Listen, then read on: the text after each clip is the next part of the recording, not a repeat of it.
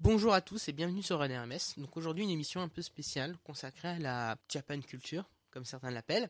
Donc au cours de cette émission, nous sommes trois passionnés, donc tous membres de la radio, et nous allons, au travers de cette émission, vous présenter chacun trois animés ou mangas qui nous ont marqués et que nous souhaiterions vous faire découvrir. Donc les invités sont Chloé Nieujard.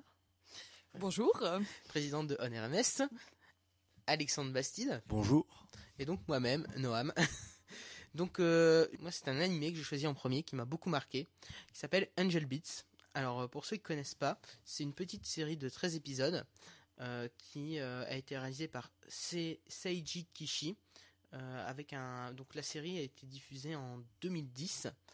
Alors cette série est très particulière. En fait, pour résumer un peu le contexte très rapidement, en gros, on suit un jeune adolescent qui se réveille en plein milieu d'un lycée, qui est en fait un espèce d'autre monde, un endroit où il est mort. Et donc donc c'est un monde de l'après-mort. Et il va rejoindre d'autres personnes comme lui, d'autres jeunes comme lui qui sont décédés, et ils vont chercher à comprendre ce qui leur arrive, pourquoi ils sont là, et que faire pour ne pas disparaître comme ça arrive à certains. Donc toute l'intrigue se développe au cours de 13 épisodes qui sont vraiment qui vous font vraiment découvrir les caractères des personnages qui sont les épisodes peuvent être parfois très tragiques ou faire pleurer, et il n'y en a pas moins un certain sens de l'humour qui est très fort dans... Non, elle est vraiment très particulière et je crois que c'est vraiment ma série préférée. Vraiment, elle a été vraiment très bien réussie. Après, ça peut être particulier et les gens ne peuvent ne pas accrocher, mais moi personnellement, j'ai adoré. Donc, tu l'as connue à quel âge cette série ? Je l'ai connue en fait. Alors, du coup, je vais revenir un petit peu sur mon histoire perso, c'est-à-dire comment j'ai découvert l'animation japonaise. En fait, je cherchais à regarder une série. Donc sur internet en streaming et j'ai pas tapé tout le titre de la série pour aller plus vite, et en fait à partir de là j'ai tapé vite fait, et je suis tombé en fait sur un anime en premier que j'ai regardé. C'est comme ça que j'ai accroché à l'animation japonaise, et à partir de là j'ai regardé d'autres choses, et il se trouve que c'était courant 2010, et en fait j'ai découvert cette série un petit peu après sa sortie, c'est-à-dire du coup courant 2010. Elle était sortie en avril 2010, j'ai dû commencer à la regarder en juin, quelque chose comme ça. Voilà, et donc du coup maintenant je te laisse la parole, Alexandre, vu que tu as l'air d'avoir envie de la prendre. J'ai décidé de prendre des mangas un peu plus originaux pour m'adresser aux lecteurs un peu plus expérimentés, dirons-nous. Alors le mien, j'ai choisi, s'appelle Toriko. Pourquoi est-ce que je l'aime bien ? Parce que l'auteur a réussi à condenser les qualités sans les défauts de beaucoup de shonen. C'est-à-dire qu'il a créé des personnages bien approfondis, qui ont chacun un caractère différent, auquel on peut s'identifier, une aventure qui est unique. Donc c'est tout simplement l'histoire de chasseurs de nourriture. C'est des mecs qui vont chercher des ingrédients dans un monde un petit peu fantasmagorique, qui ressemble à certains côtés à mon deuxième choix. Et donc, à travers tout ce manga, alors je te conseille de lire quand vous n'avez pas faim, parce que du coup, ça vous donnera envie de manger. Ça, c'est ça qui est génial. J'ai commencé, je l'ai découvert aussi, avec la série d'animation qui est sortie, et en fait, du coup, après coup, j'ai commencé à lire le manga en scan, en anglais, parce que ça sortait plus vite et que j'avais pas la patience d'attendre les traductions françaises. Et oui, c'est vraiment très kiffant. Franchement, la création est quand même vachement originale, parce que pour créer des choses comme ça on continue. Mais c'est ça qui est impressionnant, c'est que en gros notre personnage s'appelle donc Toriko, hein, son but c'est d'assembler le menu ultime. Donc pour ça il a besoin des ingrédients ultimes, et il a besoin d'un cuisinier qui saura le faire. Donc l'histoire commence où il rencontre son futur associé cuisinier, qui donc lui s'occupera de chasser les ingrédients et son pote se chargera de le cuisiner. Et l'auteur, non mais ça paraît stupide comme ça, mais ce qui est marrant c'est que l'auteur a une imagination telle qu'il te sort des ingrédients que tu n'aurais même pas imaginé. Moi celui qui m'a le plus plu par exemple, c'est le fruit aux 11 saveurs. C'est-à-dire que quand tu le bouffes, tu as 11 saveurs successives qui s'impriment dans ta bouche. Moi, mais non, c'est un autre nom en japonais, pareil, mais je connais pas. Alors moi l'ingrédient qui m'avait fait marrer, j'ai plus le nom, c'était, je sais pas si tu t'en rappelles, la pomme qui plus elle était effrayée, meilleur était le goût. Non mais ouais, mais c'est des trucs totalement délire, et c'est vrai que c'est vachement original, parce que faut y penser quoi. Après parfois c'est vrai que le délire peut être poussé trop loin, mais Bah non, quand même justement le beaucoup délire d'imagination. enfin, le manga a une force, et ce que beaucoup de mangas n'ont pas, comme Fairy Tail ou One Piece par exemple, et Bleach, c'est ce qu'on appelle la il va se cohérence. faire clasher Alexandre plus Non, tard. c'est que tu as le droit de construire l'univers, d'aller où tu veux, tant que ça a une certaine cohérence. Et là où l'auteur est bon, c'est qu'il a toute son histoire est cohérente, tout s'explique, tout est logique. Enfin, le héros aura rarement un power-up inexpliqué. Il y aura toujours une contrepartie.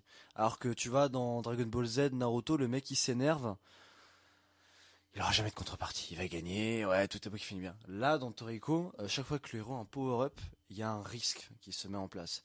C'est que, par exemple, bon, je vais pas spoiler, enfin, je vais pas expliquer, mais disons que si vous le lisez, vous comprendrez ce que je veux dire quand vous comparez ça à d'autres mangas.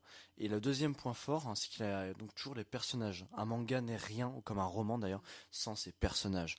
Il a réussi à créer beaucoup de personnages différents, le mentor, le héros, le pote.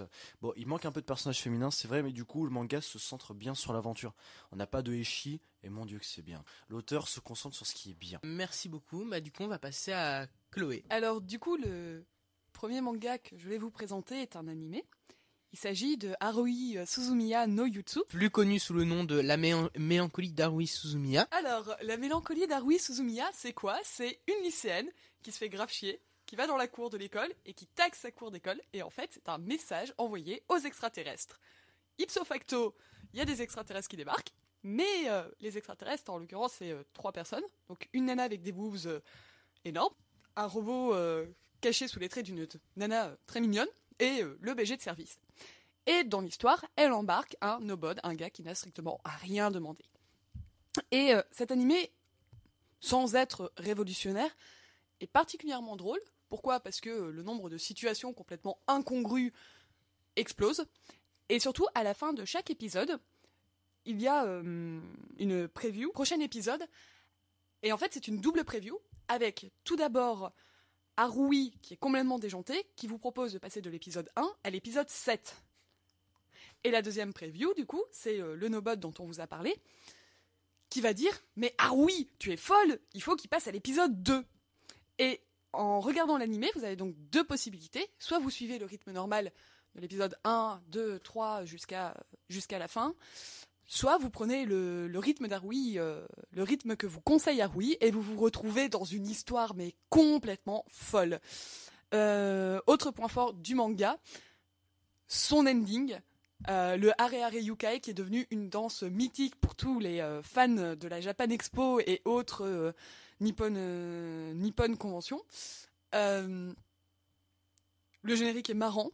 L'animation est bien faite, on sent que c'est un travail de qualité qui n'a pas été fait semaine par semaine, mais un projet sur le long terme, ce qui manque énormément à l'animation japonaise ces derniers temps, puisque la plupart des animés sont passés sur un format, un épisode par semaine, ce qui réduit forcément la qualité, puisque les dessinateurs et les scénaristes travaillent dans l'urgence. Haruhi Suzumiya a été un animé qui a été travaillé sur le long terme, créé et scénarisé sur le long terme, puisqu'il s'agit d'un animé avant d'un manga. Le manga, d'ailleurs, on ne le vous recommande absolument pas. Je laisse donc la parole à Noam, qui n'a même pas eu la décence de se présenter, donc au secrétaire général. Exact, merci. Donc moi, du coup, je vais vous parler de mon deuxième choix, mon deuxième coup de cœur. Alors en fait, alors là, c'est à la fois un manga et une série d'animation. C'est-à-dire qu'au départ, au Japon, il y a eu le manga, et à partir de ce manga, il y a eu une série d'animation qui a été adaptée pour ceux qui, en France, au moment où est sortie la série au Japon, et donc on l'a eu en VOSTFR par les fansubs, les gens qui sous-titrent bénévolement les séries qui ne sont pas licenciées en France. Donc au moment où est sortie cette série, le manga papier a commencé à être publié en France à partir du premier tome, donc j'ai découvert les deux parallèlement. Alors ça s'appelle Gothic. Alors, il faut savoir que Gothic a été écrit par, et donc supervisé aussi pour l'animation par Sukaraba Kazuki, voilà. Donc, la série fait 24 épisodes. Donc, je vais vous prendre un peu le synopsis. Donc, il faut savoir que c'est plutôt quelque chose, il y a un aspect fantastique, mythique, mélangé à des énigmes, un peu un style policier. Donc en fait, ça se passe en 1924 dans un pays imaginaire situé entre la France et l'Italie. Voilà. Et donc où un jeune japonais vient intégrer une école prestigieuse. Et donc dans cette école, il fait la connaissance d'une jeune fille qui s'appelle, alors selon si on lit en français Victorique, sinon c'est Victorica quand c'est prononcé en japonais. Alors c'est une jeune fille assez étrange qui en fait a vraiment qui est comment dire, qui est très particulière parce que elle est capable de résoudre n'importe quelle énigme avec une logique, vraiment une logique poussée à l'extrême. C'est presque, j'ai envie de dire, c'est un peu comme une Sherlock Holmes, mais en mieux. Et en fait, cette série va évoluer, c'est-à-dire qu'au départ, on aura les deux protagonistes qui vont mener des enquêtes vraiment qui, dans un premier temps, semblent liées au fantastique, à l'irréel, et qui finalement ont une explication parfaitement claire et logique. Ce qui est assez incroyable parce que les enquêtes sont vraiment bien faites, et au fur et à mesure, il y a aussi une intrigue globale qui va avancer au fur et à mesure de l'histoire, qui avec un fond de complot politique. Et donc vraiment, c'est une série, et donc pareil pour le manga, parce que les deux sont vraiment très semblables. Ils sont très dynamiques, c'est-à-dire que on s'ennuie pas avec les enquêtes qui arrivent au fur et à mesure. Et à côté, on sent, au début on voit pas trop, mais très vite on sent l'intrigue globale qui avance, qui se met en place peu à peu. Et personnellement, c'est vraiment une série que j'ai pas lâchée. Voilà. Elle est finie la série ? Oui, donc la série faisait 24 épisodes. Et la série, elle est finie ? Donc oui, la série fait 24 épisodes, et j'ai oublié, c'est vrai, de donner l'année de sortie, donc c'était 2010-2011, si je dis pas de bêtises. Le manga, en France en tout cas, le dernier tome ne doit pas être encore au Japon. Par contre, la publication est finie, parce que vraiment, pour le coup, les deux se suivent, et la fin de l'anime est vraiment c'est vraiment la fin pour te dire, voilà, c'est fini, il n'y aura pas de suite. Alexandre, maintenant c'est à ton tour. Alors, on va rester dans le registre de l'aventure. Mon deuxième manga, vraiment coup de cœur, ça s'appelle Hunter x Hunter. C'est celui qui m'a... C'est qu'en lisant, je pense, beaucoup de mangas qu'on se rend compte que Hunter x Hunter est un très très bon manga. C'est pas pour rien que, malgré de très nombreuses pauses de cet auteur, de l'ordre de 3 ans entre chaque chapitre, certaines fois, il ne perd pas sa communauté de fans. Hunter x Hunter, en fait, c'est un shonen, toujours dans le même registre. Donc c'est l'histoire d'un gosse qui est sur une île avec sa tante. Il a été abandonné par son père. Et la seule chose qu'il sait de son père, c'est qu'il est devenu un hunter. Et dans cet univers qui est fantastique, il sait juste que son père est devenu hunter et il a envie de le devenir pour savoir comment est-ce qu'il a pu abandonner son fiston pour exercer cette profession. Et il s'avère qu'au fur et à mesure de l'aventure, donc il passe un concours où donc il y a une personne sur 100 000 qui passe pour devenir hunter, et il découvre donc ses amis qui vont le suivre tout au long de l'aventure, et tout à fait une intrigue qui va se développer. Là où l'auteur révèle son talent, c'est là aussi dans la création de personnages, parce qu'il a créé plusieurs types de personnalités. Il a le mec dérangé qui s'appelle Hisoka, qui est donc un personnage que j'adore. J'aurais beaucoup aimé avoir la même. Le gars vraiment qui ne pense qu'au jour le jour, très lunatique, très intéressant. Et aussi pédophile en passant. Je dirais un peu psychopathe. Oui, voilà, mais exactement. Mais le personnage est tellement bien développé, très crédible de ma part, j'aime énormément. Après, bien sûr, t'as le héros, il y a son ami qui a aussi des côtés un petit peu, qui est en fait un assassin, mais un assassin de 13 ans, c'est assez intéressant. Et après deux autres que j'aime pas trop, mais je vais passer dessus. Et l'auteur a une idée que j'aime beaucoup, c'est qu'il a créé le nen. Donc le nen, en fait, serait une énergie, une aura que chaque personne peut développer.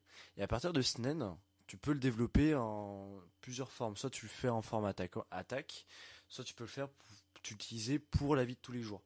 Et sur ce nen, on peut soit matérialiser des objets, soit on peut renforcer sa condition physique, soit on peut créer, manipuler des objets de manière surhumaine. Par exemple un ordinateur ou des armes. Et là où j'ai énormément aimé ce manga, c'est qu'il explorait plusieurs concepts. C'est comme s'il y avait plusieurs mangas dans un seul.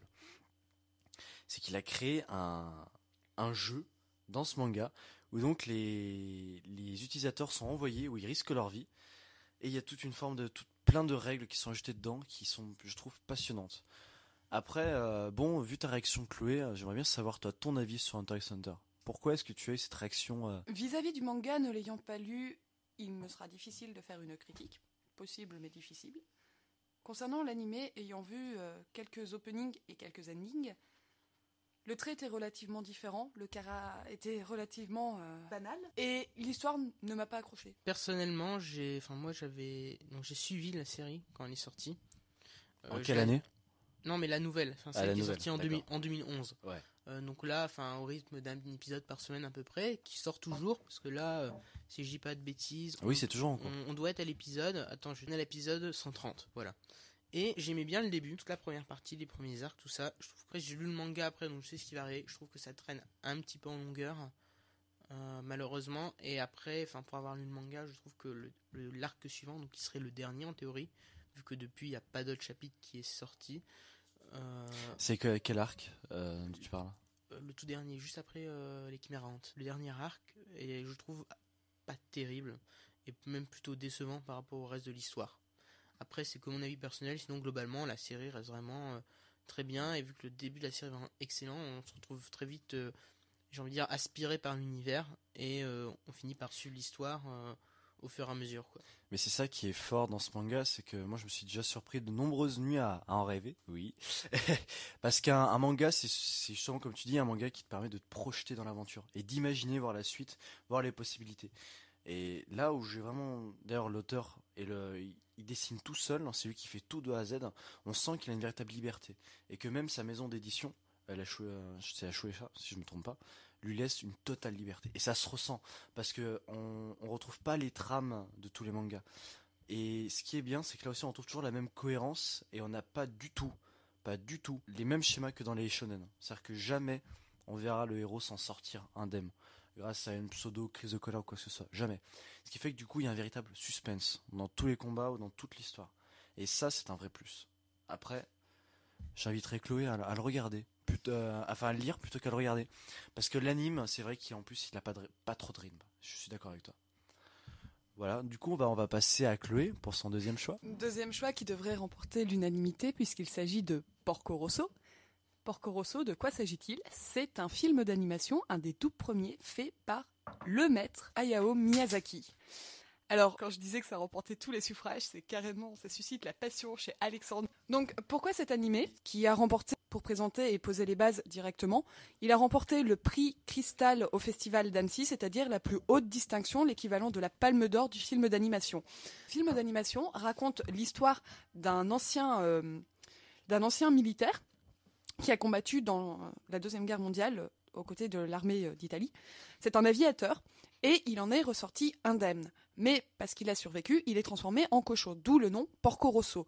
L'univers se passe en Adriatique, ce qui donne lieu à des paysages bien dessinés. C'était une des premières œuvres aquatiques d'Hayao Miyazaki. Beaucoup de personnes ont considéré que Pogno sur la falaise était un grand tournant. Non, la première œuvre véritablement aquatique de Miyazaki était Porco Rosso, puisqu'il y a l'Adriatique qui s'étend de partout. L'histoire cumule à la fois aventure, accomplissement de soi, puisqu'il y a le personnage secondaire qui part à l'aventure avec Porco Rosso, amour déçu. Les musiques sont signées Joe Hisaishi, qui a signé la plupart des compositions sonores des films de Miyazaki. Le film n'est pas particulièrement joyeux, il est drôle à certains moments, il est très mélancolique, à ne pas regarder si vous sortez d'une rupture ou si vous avez des problèmes sentimentaux ou si vous êtes dépressif. Par contre, le soir où vous voulez vous poser devant quelque chose de calme, Porco Rosso est un film d'animation qui vous comblera. Ok, merci beaucoup Chloé. Donc on va passer à chacun notre dernier choix. Donc je vais commencer avec justement la première série d'animation que j'ai vue et qui m'a fait...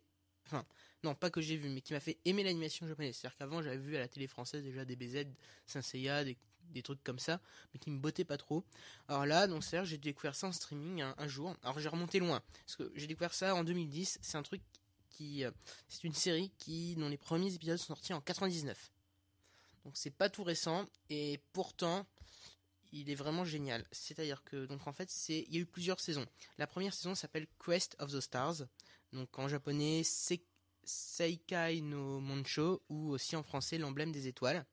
Donc il y a une seconde saison qui s'appelle Banners of the Stars, et donc après il y a eu plusieurs petits épisodes par-ci par-là. Il faut savoir que la série n'est toujours pas terminée, tout simplement parce que elle est adaptée à partir de romans, de romans écrits par Hiroyuki Morioka.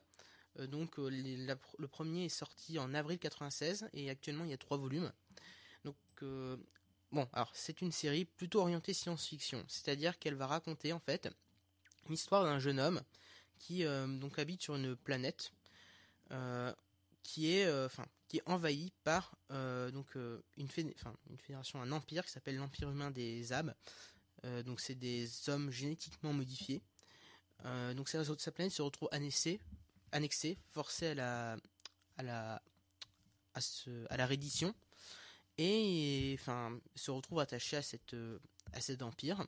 Ce jeune homme va, étant issu déjà de la haute classe politique de sa planète, va suivre des études sur sa planète pour intégrer, on va dire en quelque sorte, les hautes sphères de cet empire. Et en fait, il va se retrouver donc forcément sous fond qui dit empire, il y a forcément de l'autre côté d'autres humains qui s'y opposent, donc une coalition, et donc il va rejoindre l'armée, l'armée de l'empire, donc de l'empire qu'il a annexé, et en fait il va se retrouver à bord d'un vaisseau, dans ce vaisseau, la personne qui commandera ce vaisseau sera en fait une jeune fille qui se trouve être en fait la fille de l'empereur en quelque sorte, et de qui en fait avec qui il va vivre, il va partager sa vie, son destin. Et en quelque sorte cette série d'animation est vraiment fantastique parce qu'elle montre une forme de clivage culturel entre des hommes, des êtres humains totalement différents avec des cultures totalement différentes, et ça a été créé, c'est quelque chose qui a été créé par Hiroyuki Morioka et qui est vraiment très original, qui est vraiment, j'ai envie de dire, c'est un peu parfois poussé à l'extrême, mais ça en reste pas moins presque crédible, et c'est ce qui fait partie de l'histoire. Et donc ce jeune homme va finalement, je vous raconte pas la suite, parce qu'au départ, il y a pas, j'ai un peu accéléré le processus, donc c'est à dire que d'abord ils se retrouvent avec cette fille là. Bon, ils ont bien entendu plusieurs problèmes différents. Ils sont finalement au milieu d'une guerre. Et voilà, c'est vraiment au total. Bon, il y a une première série qui fait, si je ne dis pas de bêtises, qui doit faire, je crois, 13 épisodes. La deuxième aussi. Il y a eu vraiment énormément d'épisodes ensuite qui sont enchaînés. Et vraiment, au cours de ces saisons, on voit les relations naissantes entre les différents personnages. Des différentes cultures, et c'est vraiment quelque chose d'assez incroyable en quelque sorte. Bon, après c'est aussi aussi orienté science-fiction, orienté science-fiction, vaisseaux spatiaux, tout ça, et vraiment même pour son époque, sachant que la série est sortie en 99, il y avait quand même des choses qu'on n'avait pas trop vues avant, qui étaient vraiment très originales et bien développées. Donc voilà, c'était vraiment mon gros coup de cœur qui reste encore, et je me lasse pas de la revoir de temps en temps quand j'ai envie. Donc maintenant, j'ai laissé la parole à Alexandre pour son dernier choix. De manière générale, on peut se dire que c'est dur de motiver les gens à lire des mangas parce que tout simplement c'est un scénario, c'est des images, c'est une histoire. Donc la meilleure façon de motiver, c'est de vous dire ce manga est trop bien. Alors j'ai envie de vous dire que le prochain, ce manga est très original, dans le sens où je change de registre. Ça s'appelle Liar Game. Là, on va passer plus sur une histoire qui pourrait s'écrire en roman, je pense. Où là, on va avoir deux personnages. Donc l'histoire va tourner autour de deux personnages. Donc une qui s'appelle Nao et l'autre, j'ai oublié son nom. Bon, c'est pas grave. Et en gros, Nao se fait contacter par une société qui lui propose 100 millions de dollars.